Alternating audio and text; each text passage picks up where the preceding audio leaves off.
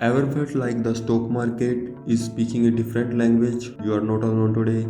We are decoding the mysteries of stock market jargon. Get ready to unlock the secrets behind phrases like blue chip stocks and market orders. Let's dive in. Welcome, fellow curious minds. Have you ever wondered what it means when someone talks about blue chip stocks? No, they are not discussing potato chips. Stick around as we unravel this and other intriguing terms that drive the world of finance. First up, let's tackle blue chip stocks. These are the MVPs of the stock market, representing companies with a long history of stable earning and a solid reputation. Think of them as the rock solid foundation of your investment portfolio. Now let's zoom into market orders. Ever wanted to buy or sell a stock right away, regardless of the price? That's where market orders come in. They execute at the best available price in the market at the time of the order. But wait, what about the short selling? It sounds like something out a financial thriller, doesn't it? Short selling is essentially betting against a stock. You borrow shares from your broker, sell them at the current price, and hope to buy them back later at a lower price, pocketing the difference. Let's move to volume. Volume simply refers to the number of shares of a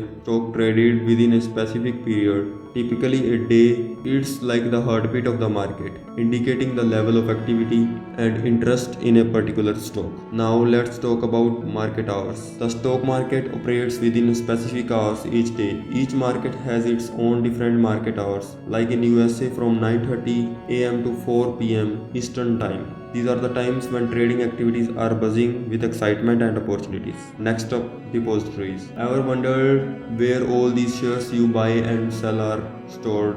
Depositories are institutions responsible for holding and safeguarding securities on behalf of investors. They ensure smooth and secure transactions within the market. Now let's uncover the phenomena of gap up and gap down openings. Sometimes a stock's price can open significantly higher or lower than its previous closing price, creating a gap on the price chart. This sudden jump or drop often reflects overnight news or events that impact investor sentiment. Lastly, let's delve into the top line and bottom line of a company's financial statements. The top line refers to a company's revenue or sales, while the bottom line represents its net income or profit after all expenses have been deducted. Understanding these lines help investor gauge a company's financial health. And there you have it. We have navigated through some key terms in the stock market jargon. Armed with this knowledge, you are better equipped to navigate the exciting and dynamic world of finance.